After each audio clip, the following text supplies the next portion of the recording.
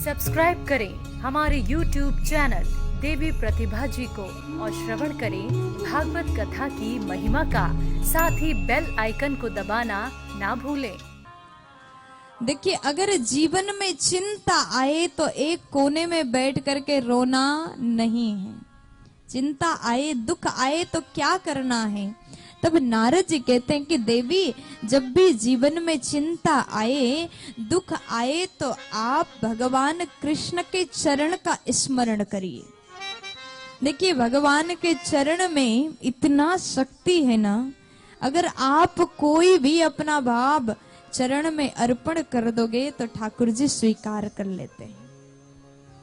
इसलिए जीवन में कभी भी दुख आए तो कन्हैया के चरण का स्मरण करना है।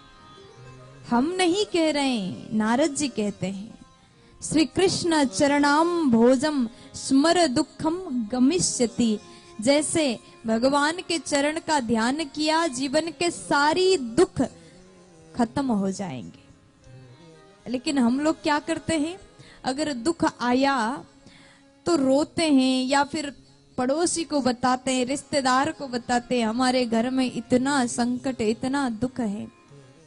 अपने जीवन के दुख कभी जाकर के किसी के सामने मत कहो। दुनिया वालों के सामने क्या रोते हो? आप दो आंसू के बूंद गिराओगे तो वो थोड़ी देर तो आपके साथ में दुखी होने का नाटक करेंगे, लेकिन आपके जाते ही वही लोग जाकर के आपकी बुराई करना भी प्रारंभ करते हैं। संसार वालों के सामने रोना बेकार है, लेकिन भगवान के सामने जाकर के रोगे ना, आपके आंख से एक बूंद आंसू भी गिराओगे चरणों में, तो वो आंसू को भी कन्हैया मोती कर देंगे। इसलिए रोना है तो सरकार के चरणों में बैठ के रो। दुनिया वालों को कभी दुख मत सुनाओ। कृष्ण के चरण, भगवान का चिंतन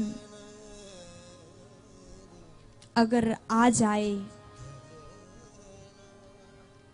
तो फिर जीवन में दुख के लिए कोई स्थान ही नहीं। जो भगवान का स्मरण करना जानता हो,